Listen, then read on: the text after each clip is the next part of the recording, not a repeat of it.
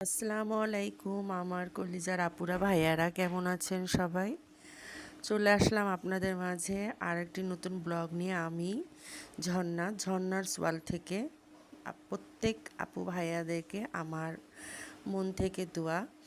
আর এই ব্লগটা শুরু করলাম সকাল থেকে আমার মেয়ের বাসায়।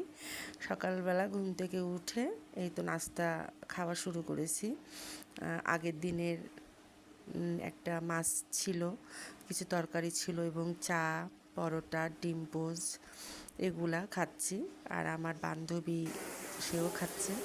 তো খাওয়া দাওয়া শেষ করে আজকে আমি রান্না করব, যেহেতু আমার মেয়ে বলছে যে আম্মু অনেকদিন তোমার হাতে রান্না খাই না, তুমি রান্না করো। তো এখানে পুয়ে ডাঁটা দিয়ে ডাউল রান্না করলাম। আর এখানে গরুর মাংস নিয়েছি, আলু দিয়ে সেটাকে একটু মাখা মাখা ঝোল করব। তো এই বলে ভাত রান্না করাও আমার শেষ, যেহেতু আজকে জামাই আমাদেরকে ডেকেছে, ওর ফুটবল খেলা আছে, খেলা দেখতে যাওয়ার জন্যে আর্মি স্টেডিয়ামে ভিতরে। তো আমার ছোট মেয়ে এবং বড় মেয়ে এদের দুজনেরও কিছু সিএইচডিতে কাজ আছে, ওরা কিছু কেনাকাটা করবে ওখানে খাওয়ার জিনিস। তো সেই সূত্র ধরে আমাদের বের হয়ে যাওয়া। তো ভাবলাম যে সকাল সকাল রান্না করে গা গোসল ধুয়ে নিই। আর আবহাওয়াটা খুবই খারাপ যাচ্ছিল সেই সময়, যেহেতু আপনারা জানেন যে এই ভিডিওটা কিন্তু অনেক দিন আগের করা, আমি নেট না থাকার কারণে ভিডিওগুলো ছাড়তে পারিনি। তো এখন একটা একটা করে ভিডিও আমি রেগুলার একটা একটা করে দিব। এখনও কিন্তু নেট পুরোপুরি পাইনি, ভালোভাবে দেখা যাচ্ছে না এবং একটা ভিডিও আপলোড করতে অনেক সময় লাগছে, এর জন্যে দেরিও হচ্ছে ভিডিওটা আমার আসতে। তো যাই হোক, এখানে আমি মাংসটা কষাবো। আর আমি প্রায় অনেক সময় হয়তো বা হাতে মাখে গরু মাংস রান্না করি, না হয় প্রথমে পেঁয়াজ ভালো করে ভেজে, মশলাটা ভেজে তারপর আগে মাংসটা দিই, তারপরে একে একে আমি মশলা গুঁড়া দিই। আর এইভাবে মাংস রান্না করলে আমার কাছে খুব ভালো লাগে। তো এভাবে মাংসগুলো আমি রান্না করছি। আর আরেকটা কথা আপনাদের সাথে শেয়ার করি, অনেকগুলো ভিডিও আমার এইভাবে আছে। তো আপনারা হয়তো ভাববেন যে এখনকার ভিডিও, কিন্তু এখনকার ভিডিও না, আমি এখন শুধু ভয়েস দিচ্ছি। আর এখন আমি যে ভয়েস দিচ্ছি, আমি একটু অসুস্থ। মেয়ের বাসায় আসার পরে হঠাৎ করে আমার একটু দাঁতের প্রবলেম দেখা দেয়। আর সেই কারণে আমাদেরকে ইমার্জেন্সি ডাক্তারের কাছে যাওয়া লাগে আমাকে। তখন কিন্তু দেশে কারফিউ চলছিল, পুরোপুরিভাবে শিথিল ছিল না। আর সেই সময় কিন্তু আমার দুটো দাঁত একসঙ্গে তোলা হয়, দিয়ে আমি অতিরিক্তভাবে অসুস্থ হয়ে পড়ি। খাওয়া দাওয়া ঠিকমতো করতে পারছিলাম না, কথাটা এখন কোনো মতে বলছি কিন্তু বেশি বললে ব্যথা শুরু হয়ে যাচ্ছে। আর যাই হোক, এখন কিন্তু এই ভিডিওগুলো দিচ্ছি, সেই ভিডিওগুলো কিন্তু অনেক আগের করা ভিডিও, এখন একটু একটু করে আপনাদের মাঝে আমি শেয়ার করছি। আর এই তো আমার এখানে গরুর মাংস কষানো হয়ে গেছে। তো এর ভিতরে এখন মশলাগুলো আমি একে একে দিয়ে দিব। তো একা হাতে কিন্তু ভিডিও করা, রান্না করা দুটো কিন্তু কষ্ট হয়ে যায়। যারা ব্লগ করে তারাই শুধু জানে যে একা হাতে ভিডিও করা এবং রান্না করা খুব কষ্টদায়ক। তো এখানে আমি মনে পড়ছে না আমার ছোটো মেয়েকে না আপনাদের ভাইয়াকে আমি ডেকে ভিডিওটা ধরিয়েছিলাম, মনে পড়ছে না ঠিক। তো আমি বললাম যে একটু ভিডিওটা ধরে দাও, আমি মশলাগুলো একে একে দিয়ে দিই। তো এখানে আমি প্রত্যেকটা মশলা দিয়ে দিলাম, মাংসের মশলাও দিয়ে দিয়েছি। তো প্রথমে যদি আপনারা এই আদা রসুন বাটা পেঁয়াজের সঙ্গে যদি আপনারা লাল করে ভেজে মাংসটা আলাদাভাবে ভালো করে কষিয়ে নেন, তারপর যদি মশলাগুলো দেন, তখন মাংসটার কিন্তু আলাদা একটা সেন্ট আসে এবং খেতেও কিন্তু খুব ভালো লাগে, খারাপ লাগে না। তারপরে এগুলো গরুর কুরবানির মাংস, একটা আলাদা একটা স্বাদ আছে, আলাদা রহমত আছে। তো এইভাবে, তো মেয়ে জামাই যেহেতু ছুটিতে তারা কুরবানিতে বাসা যেতে পারেনি, এই জন্য তাদেরকে ঈদের পরের দিনই মাংস আমি পাঠিয়ে দিয়েছিলাম, সেটা আগের ভিডিওতে বলেছি, আবারও বলছি। আর এটা কিন্তু সঙ্গে করে নিয়ে এসেছি, যেহেতু আমি মা, তাদেরকে ছাড়া কিভাবে খাবো বলেন। সবাই তো সব একরকম হয় না, আমি কেন জানি কিছুই পারি না সন্তানদেরকে ছাড়া কোনো কিছু করতে। তো দেখেন এখানে আমরা আস্তে আস্তে রেডি হয়ে গেলাম। তো বাইরে প্রচুর বৃষ্টি হচ্ছিল। তো যে কাপড়গুলো আপনারা মেলা দেখতে পাচ্ছেন অবশ্যই একটু ইগনোর করবেন, কিছু মনে করবেন না, কারণ ছোট বাচ্চা আছে আর বৃষ্টির দিন ভিজা কাপড়গুলো কোথায় মেলবো, ছাদে ছিল, ছাদ থেকে নামিয়ে নিয়ে ঘরের মধ্যে মেলা হয়েছে। যেহেতু ঘরের ভিতরে ফ্যান চলছে, কাপড়গুলো শুকিয়ে যাবে। এরকম আমার মতো কারা কারা ঘরের ভিতরে ফ্যানটা দিয়ে কাপড় মানে শুকান অবশ্যই জানাবেন কমেন্টের মাধ্যমে। তো আমার বড় মেয়ে কিন্তু নেটের ট্রাই করছে, কিন্তু কোনো মতে তাদের ওয়াইফাই নেট চালু হচ্ছে না, ওপেন হচ্ছেই না। মানে এতই স্লো যাচ্ছিল সেই সময়, মানে সেই রাত্রেই কিন্তু বন্ধ করে দিয়েছিল নেটটা। তো এই যে আমার বান্ধবী দেখেন রেডি হয়ে গেছে, আর সে খুব মানে অন্যরকম একটা অনুভূতির মধ্যে আছে যে বেড়াতে যেতে পারবে। তো আমি এখানে কিন্তু একটু একটু অসুস্থ, যেহেতু আমার দাঁতে প্রচুর ব্যথা ছিল, আমি ওষুধ কিন্তু খেয়েছিলাম। তো খাওয়ার পরেও কিন্তু ব্যথাটা সেরকমভাবে যাচ্ছিল না, কিন্তু কি করব, এখন জামাই বলে গেছে যে আমি আজকে ফুটবল খেলাতে মানে নামবো, আপনারা অবশ্যই দেখতে আসবেন স্টেডিয়ামে। তো সেই সুবাদে কিন্তু আমাদেরকে যাওয়া, আর বিশেষ করে ওই যে বললাম আমার ছোট মেয়ের তো অনেক দিনের মানে আশা ছিল, সে রাজশাহী থেকে বলছিল যে যশোরে যাওয়া মাত্রই আমি সিএসডি থেকে মার্কেট করব, কিছু কেনাকাটা করব, মানে ওর খাওয়া দাওয়া কেনাকাটা, অন্য মার্কেটিং না। তো যাই হোক, এই যে দেখেন বড় মেয়ে আমি বের হয়ে গেলাম। আরও যে আপনাদেরকে বললাম যে ওরা কিন্তু এখন আর কোয়ার্টারে নাই, ওরা কিন্তু ক্যান্টনমেন্টের পাশেই আপনার ভাড়া নিয়েছে। এখানে সবাই কিন্তু আর্মির লোকই ভাড়া থাকে, বাইরের কেউ নাই। তো যাই হোক, আমরা এখন বেরিয়ে পড়লাম, চলে যাচ্ছি এখন আমরা, মানে বেড়াবো, একটু ভালো লাগবে। আর বৃষ্টি হয়ে গেছিলো বলে আবহাওয়াটা কিন্তু অনেকটা ভালোও ছিল, রোদ আর মেঘ এই দিয়ে ভালো লাগছিল। তো এই তো দেখেন অটোতে করে যাচ্ছি, যেহেতু একটু সময় লাগে, ভিতরে ক্যান্টনমেন্টের ভিতরে স্টেডিয়ামটা একটু অনেক ভিতরে, তো যেতে একটু সময় তো লাগবে 10 মিনিটের মতন। তো সেইভাবে আমরা এখানে অটো ঠিক করে নিলাম, এখন অটোর মধ্যে উঠে চলে যাব।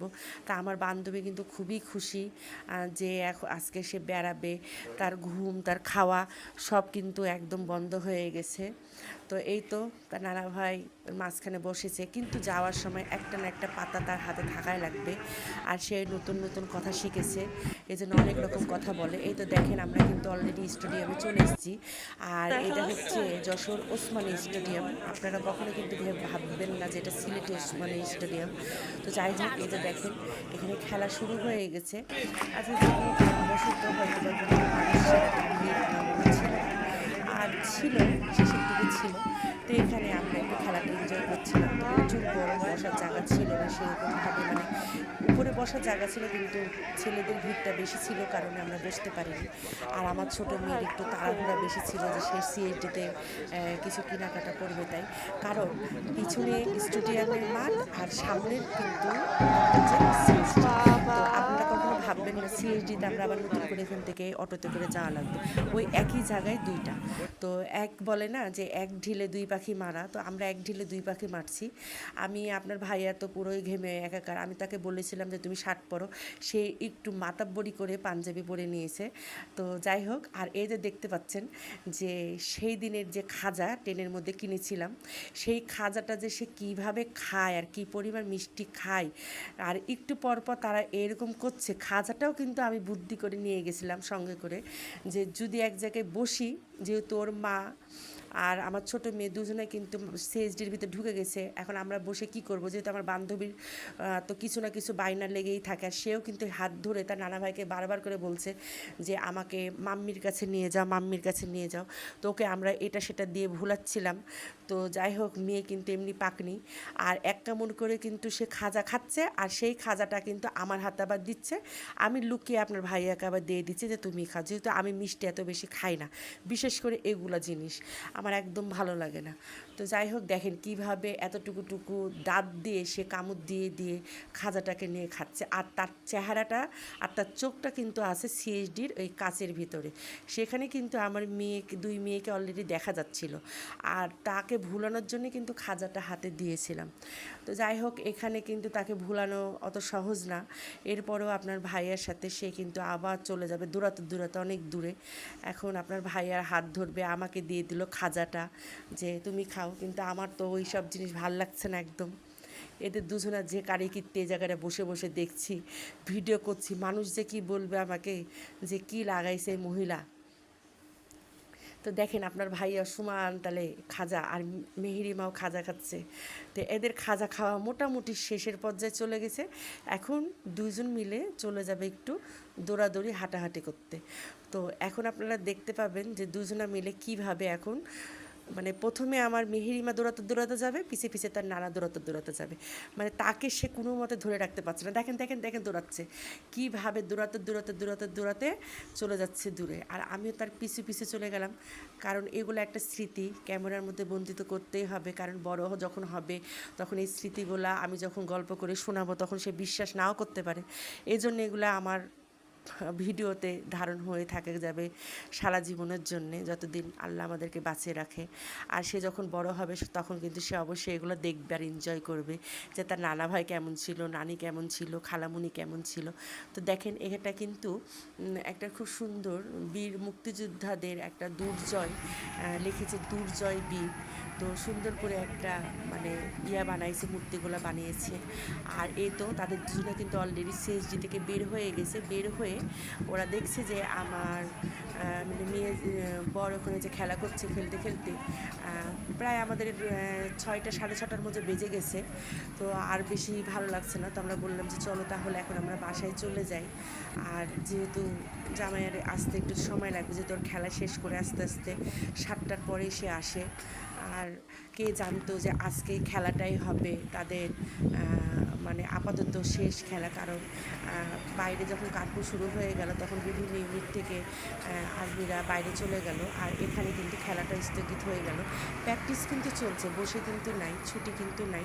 সরকারি ছুটি যারা কাটানো তারাই কাটাচ্ছে, কিন্তু এই যারা খেলাধুলার মধ্যে আছে তাদের শুক্রবার আর শনিবার নাই, তাদেরকে অনেক কষ্ট করতে হয়। অনেক কষ্টের ভিতরেই কিন্তু এদের এই খেলাটা চলে। তো যাই হোক, সব মিলিয়েই জীবন। তো এই তো দেখেন খেলাটা আমরা এখানেই সমাপ্তি করে এখন বাড়ির উদ্দেশ্যে রওনা দিলাম। তো এখন বাসাতে চলে যাব বলে এখন আপনার ভাইয়াকে ডাকছি। আর এখন বাইরে দেখি অটো পাওয়া যায় কি না, অটোর জন্য তো অপেক্ষা করা লাগবে।